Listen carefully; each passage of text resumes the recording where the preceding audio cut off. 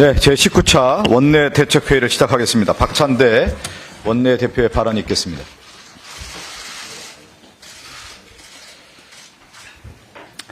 입만 열면 거짓말과 남 탓하는 정부, 이제 간판을 내리십시오. 최상목 부총리가 어제 민주당의 감회관 때문에 경제 리스크가 가중될 것이라고 말했습니다. 총 감액 규모 4조 1천억 원은 정부 예산안 총 지출의 0.6%에 불과하고 그나마 절반 이상이 사용초가 지정되지 않은 예비비 2조 4천억입니다. 예비비나 대통령실과 검찰 감사원 특활비가 감액됐다고 국정이 마비될 일도 없고 나머지 감액된 예산들도 민생, 기업, 경제 리스크와 관련이 없습니다. 거짓말 아니면 남 탓밖에 할 줄 모르는 정말 한심한 정부입니다.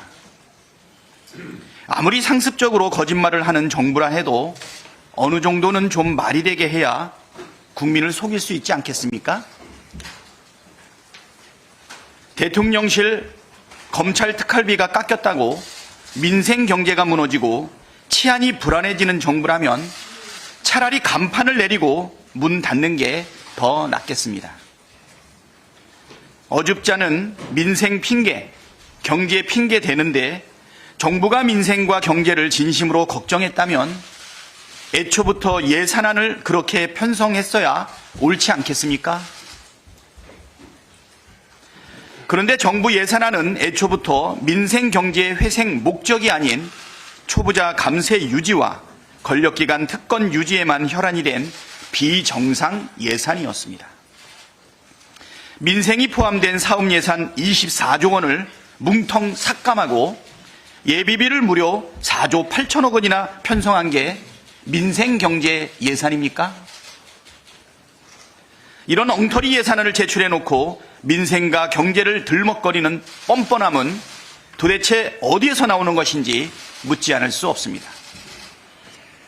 국민의힘은 민주당 보고 사과하라고 하는데 적반하장도 분수가 있어야 됩니다. 진짜 사과해야 할 당사자는 정부와 국힘당입니다. 초부자 감세로 나라 살림 엉망으로 만들어 놓고 그걸 덮기 위해 민생 사업 예산 뭉터기로 감액 편성한 게 누군데 지금 와서 증액 권한도 없는 국회, 야당 탓을 해서야 되겠습니까? 정부와 국민의힘이 털큰만큼이라도 민생과 경제 회생을 바란다면 얼토당토하는 소리 그만하고 민생과 경제 회생을 위한 증액 예산안부터 만들어서 갖고 오기를 바랍니다. 그래야 민생과 경제에 대한 최소한의 진정성이라도 확인되지 않겠습니까? 그럴 자신 없으면 정권을 반납하십시오. 민주당은 최혜병 국정조사 제대로 해내겠습니다. 국민의힘이 어제 국정조사에 참여하기로 했습니다. 늦었지만 환영합니다.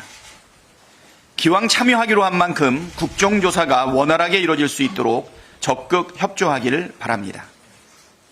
국조특위위원 구성이 마무리되는 대로 최대한 빠른 시일 내에 국정조사 실시 계획서를 채택하고 국정조사를 시작하겠습니다.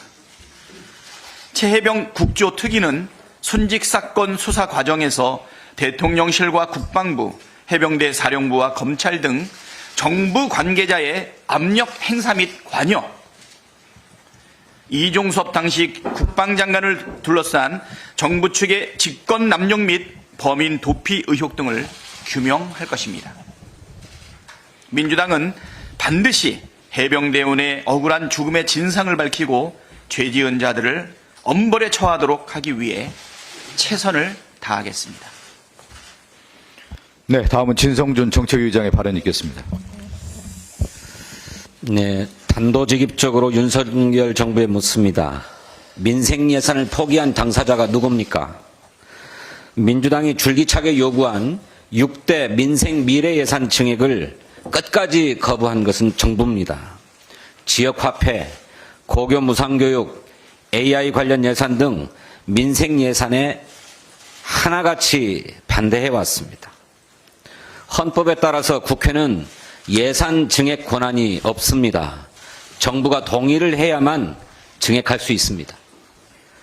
정부가 민생 예산 증액에 동의하지 않으니까 부득불 국회 예결위가 감액 예산안을 처리한 것입니다. 그런데 누가 누구에게 책임을 전가하려고 하는 것입니까? 적반하장도 이런 적반하장이 없습니다.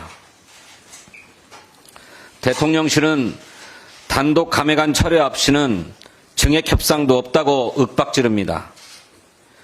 정부의 예산안은 애초부터 민생 포기, 미래 포기, 초부자 감세 예산안이었습니다.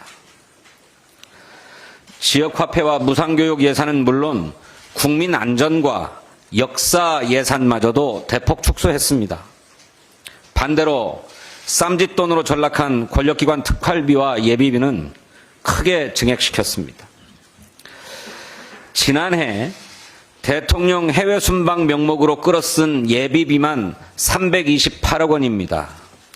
애초에 편성되었던 정상외교 본 예산이 249억 원인데 그것보다 훨씬 많은 예산을 예비비로 끌어다 썼습니다.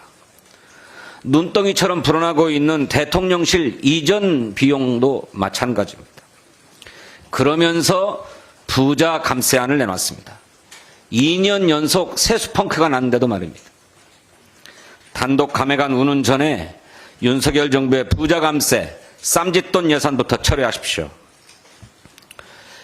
민주당은 필요성이 소명된 특활비, 필요성이 입증된 특경비는 감액하지 않았습니다. 대통령 경호처의 특활비와 특경비가 원안대로 반영되었고 경찰의 특경비 역시 원안대로 반영했습니다. 필요성이 소명되었기 때문입니다. 증빙되지 않은 권력기관의 쌈짓돈만 감액한 것입니다. 또 상임위와 예결위의 심사 과정에서 사업 성과가 부진하고 예산 집행률이 매우 저조하고 또 중복성이 인정된 예산을 삭감했습니다. 국회가 이런 예산 삭감하지 않으면 누가 삭감합니까? 윤석열 정권에 거듭 촉구합니다.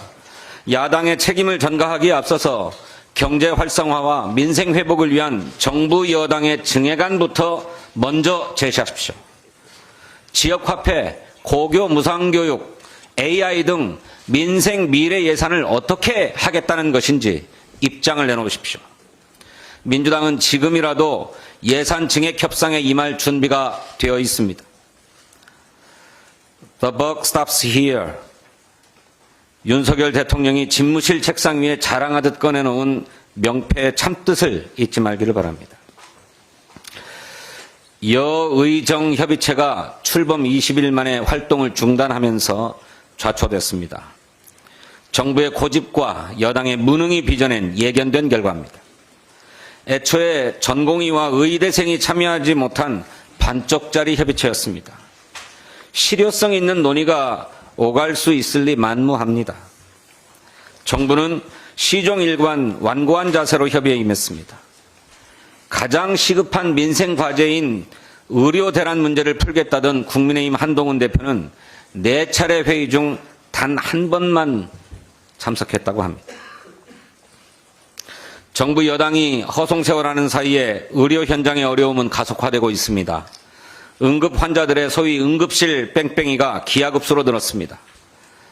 지역 거점 병원인 부산대병원의 위기가 가속화하고 있다는 보도도 나오고 있습니다. 교수들의 이탈로 항암 치료 기능이 무너진 데다 적자폭도 늘어나면서 이대로라면 지역의료 전반의 붕괴로 이어질 수 있다는 우려까지 나옵니다. 때문에 국민의 불안도 점점 높아집니다. 지난주 갤럽 여론조사 결과에 따르면 아플 때 진료를 받지 못할까 봐 걱정된다는 응답이 80%에 육박했습니다. 한동훈 대표가 약속한 크리스마스 선물이 크리스마스 악몽이 될 판입니다. 의료 대란 문제는 누가 이기고 지고 하는 문제가 아니질 않습니까? 의료 대란이 발생한 지 300일이 넘어서 1년이 다 되어 갑니다. 이제라도 국민의 생명과 안전을 최우선에 두고 책임 있는 자세로 대화에 나서야 할 것입니다. 의료계도 입시 일정이 이미 진행된 만큼 수용 가능한 대안을 제시해야 할 것입니다.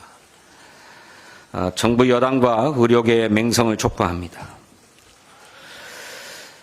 내일 오전 10시 30분 두 번째 민주당 정책 디베이트가 열립니다. 상법 개정 어떻게 할 것인가 라고 하는 주제입니다. 당 정책위원회와 대한민국 주식시장 활성화 TF 공동 주관으로 진행됩니다. 좌장은 이재명 대표가 직접 맡습니다. 토론회는 경영진 측과 투자자 측이 각각 6명씩 참여합니다. 이번 정책 디베이트를 통해서 서로 할 말을 하고 인정할 것은 인정하면서 합리적 결론을 도출하고 이를 반영하도록 할 것입니다. 이번 상법 개정안 디베이트가 우리나라 자본시장의 경쟁력을 회복하고 기업 지배구조를 개선하는 결정적 전기가 되기를 희망하고 기대합니다. 민주당의 유튜브 채널인 델리민주에서 생중계될 예정입니다. 국민 여러분의 많은 관심과 참여를 부탁드립니다. 감사합니다. 네, 다음으로 안태준 부대표의 발언 있겠습니다. 경기 광주시을 국회의원 더불어민주당 원내부대표 안태준입니다.